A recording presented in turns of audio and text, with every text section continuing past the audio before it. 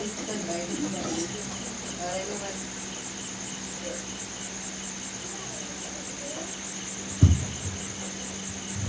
నామానికి వందనాలండి. దైవ సేవకులందరికీ కూడా వందనాలు. అలాగే కూడి వచ్చిన సంఘ బిడ్డలకి, బంధుమిత్రులకి, రక్తందరూ అందరికీ కూడా వందనాలు. మరి నాన్నగారు చనిపోయి అయితే 2-3 సంవత్సరాలు అయింది. మరి తనైతే మొదటి మరి విగ్రహాలకి మేము మరి అయితే నాన్నగారు మరి దేవుని ముందు తెలుసుకున్నారు.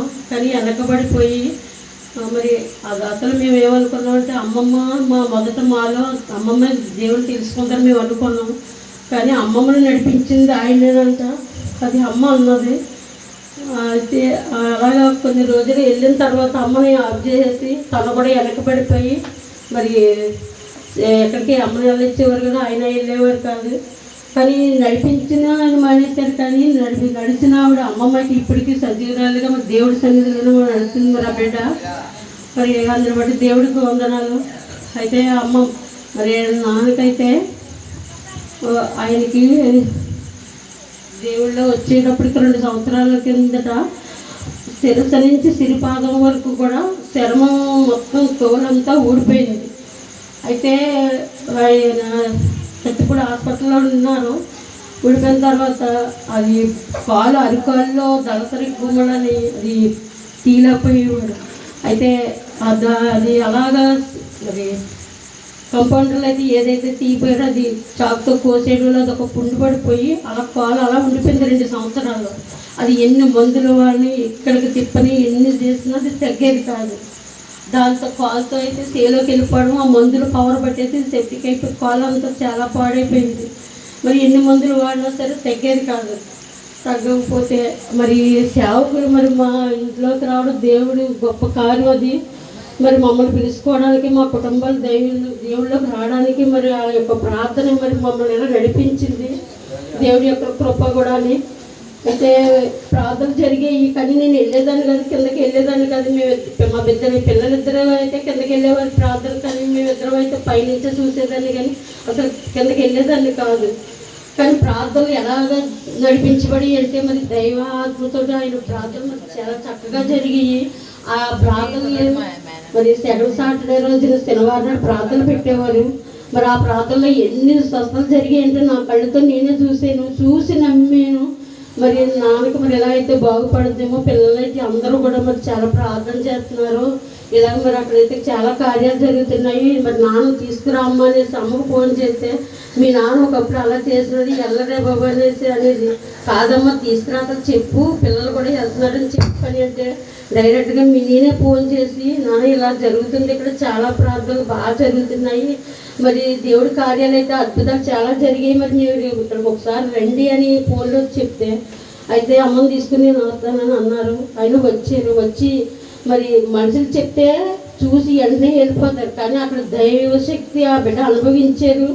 ఆ కాలు మరి అలా రావడంలో అలాగా వారానికి 4-5 రోజులు అక్కడే ఉండేవారు, ప్రార్థనలోనే గడిపేవారు. మరి ఎవరింటికి ప్రార్థన రాత్రి అయితేప్పటికి అమ్మని తీసుకుని వచ్చేసేవారు. ప్రార్థనలు అయితే ప్రతి ప్రార్థనకి కూడా ఆయన వచ్చేవారు. అలా తీసుకొచ్చేటప్పుడు మరి కాలు బాగుపడ్డది. ఆ విశ్వాసంతో మరి ఆయనకి చాలా విశ్వాసం పెరిగింది. మరి సేవకులు కూడా అంటే చాలా ఇది వాళ్ళతోనే మాట్లాడడం, అంతా చంటి పిల్లలతో లాగా వాళ్ళతో ఉండేవారు. మరి అయితే 2 సంవత్సరాల కిందట మరి ఆయనకి తెలియని నీరసం, అది ఏంటన్నది ఇప్పటికే మాకు అర్థం కాదు.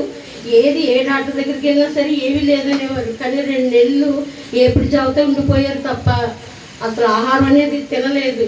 అలాగే వారం రోజులు పెట్టేప్పటికి వారసులు తప్ప ఏం తినేవారు కాదు. ఏంటమ్మో ఇలాగ ఉంటుంది, ఎన్ని హాస్పిటల్ తిప్పామో ఎన్ని చేసామో. మరి ఏ డాక్టర్ దగ్గరికి ఏ హాస్పిటల్ కంటే అక్కడికి తమ్ముడు మేము ఒక ఆటో పెట్టేసుకోవడం, తమ్ముళ్ళు నేను అమ్మ కలిసి తీసుకెళ్ళేవాళ్ళు. అక్కడ ఏ టెస్ట్ చేయాలమ్మో పైకి పంపించాలమ్మా అనేవారు. ఆ రిపోర్ట్ కూడా దేవుడి కృపను బట్టి ఏది ఉండేది కాదు. కానీ మేము వెళ్ళేవాళ్ళం, చూపించుకునే వాళ్ళు, వచ్చేవాళ్ళు. ఏ టెస్ట్లోని ఏది ఉండేది కాదు. అయితే ఆ రోజున ముందు రోజే నేను వెళ్ళొచ్చాను. ఆ రోజు అమ్మ బ్యాంక్ కాడికని డబ్బులు తీసుకుని వస్తానమ్మా అనేసి బ్యాంక్ కాడికి వచ్చింది. వస్తే ఒకసారి నువ్వు పిల్లలు పిలిపించవచ్చు కదా, ఒకసారి మాట్లాడతానని అన్నారంట. నిన్నే కదా వచ్చి వెళ్ళింది, మాట్లాడి దిగానే రేపు రమ్మంటానని అమ్మ అన్నాను. అయితే అమ్మ బ్యాంక్ వచ్చిన తర్వాత బుజ్జిని పిలిచి మా బుజ్జిని మరి మీ ముగ్గురుని ఎప్పుడు కూడా దెబ్బలాడుకోకుండా మీ ముగ్గురు ఒక్కలాగే ఉండండి అనేసి ఆ బిడ్డకి చెప్పారంట. ఏంటి ఇలా చెప్తున్నారు తాతయ్య సభ్యులు జంక్షన్ పడి ఏంటి ఇలా చెప్తున్నారు, పెద్ద మనిషి ఇంటి దగ్గర డ్యూటీకి వెళ్ళిపోయి మీరు ఎందుకు ఇలా మాట్లాడుతున్నారు, ఎలా ఏంటంటే ఏమో ఏంటి తెలియదు కానీ మీరు మాత్రం ఏం దెబ్బలాడుకోవద్దు ఒక్కలాగా ఉండండి మీ ముగ్గురు సభ్యుడికి చెప్పారంట. అయిన తర్వాత అది మరి మధ్యాహ్నం 3 గంటలకి 2 గంటలకు మరి దేవుడు మరి ప్రాణం విడవడం జరిగింది. మరి దేవుడు పిలుచుకున్నాడు.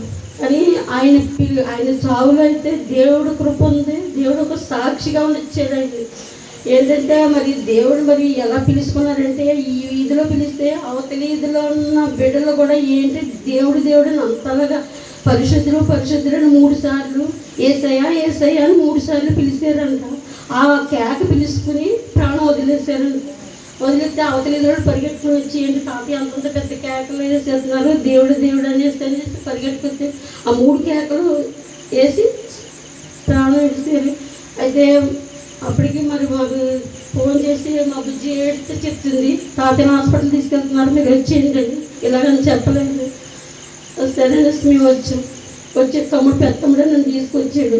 నేను ఒకటే అనుకునేదాన్ని దారి కడతాను తండ్రి నేను ఇది రక్షణ పొందాడు నీ బిడ్డ మరి ముందైతే తప్పులు జరిగి కానీ మరి నీ బిడ్డ నీ రక్షణ పొంది మరి ఆ బిడ్డ మరి నీ ప్రకారంగా నిశ్చితంగా జరగాలి ఎలా జరుగుతుందని మాకైతే భయంగా ఉండేది. కానీ ఆ బిడ్డనైతే మరి మేము వచ్చేటప్పటికి అలా పడి ఉండడం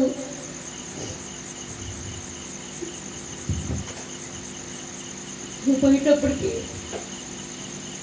వీళ్ళందరూ వచ్చిన తర్వాత మా పెద్దమ్మ గారి కోడలు వీళ్ళందరూ దేవుని పిలుచుకుని వెళ్ళేది దేవుడి ప్రకారంగానే చెయ్యాలి, అంతేగాని ఇతన్ని మా మావయ్య గారిని ఎలాగ మామూలుగా చేయకూడదు. మీరు మామూలుగానే మీరు అనుకుంటున్నారేమో మా వాళ్ళందరూ కూడా చుట్టుపక్కల మా పెద్దమ్మ గారు మా మదర్ వీళ్ళందరూ వచ్చి మా చుట్టూ చెప్తుంటుంటే వీళ్ళందరినీ అతను పిలిపే ఒక సాక్ష్యం వీళ్ళందరినీ సాక్షిగా ఎదురుగుంటా పెట్టారు. మేమైతే లేవు కానీ వాళ్ళ బిడ్డలందరూ వచ్చి ఇదే మాట చెప్పారు దేవుడిని పిలుచుకున్నారు. ఆయన దేవుడినే పిలిచారు లాస్ట్లోని ఆయన దేవుడి ప్రకారంగా చేయాలన్న బిడ్డలందరూ కూడా మాకు ఎంతో సంతోషం వచ్చింది. అయితే అప్పుడు దేవుడి చిత్తంగానే జరిగింది.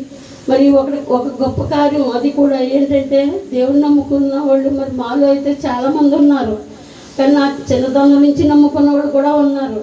కానీ దేవుడి ప్రకారంగా ఇతనే మొదటి వ్యక్తి. దేవుడి ప్రకారంగా చేసేది ఈయన్నే మొదటిగా చేశారు. ఇప్పుడు అందరూ చాలామంది ఉన్నారు, వాళ్ళందరినీ అన్యుల ప్రకారం దేవుడు నమ్ముకున్న రక్షణ తీసుకున్నారు కానీ ఏంటంటే అన్యుల ప్రకారంగా జరిపించారు. మరి నా తండ్రి అలాగే వెళ్ళలేదు, దేవుడి పిలుపు వల్లే వెళ్ళారు, ఆయన చిత్త ప్రకారంగా వెళ్ళారు. మరి అలాగే మరి ఈ గురువు గురించి మా తోబుట్లు మరి నాకైతే రక్షణ దేవుడి కృపను బట్టి వచ్చింది. మరి నా తోబుట్లు కూడా బాటలో నడవాలని మా తండ్రి చేసిన బాటలో నడవాలని మీరు అందరూ నిజంగా ప్రార్థనలో జ్ఞాపకం చేసుకోండి. ఈ సంఘ సాక్షి దేవుడు దీవించండి.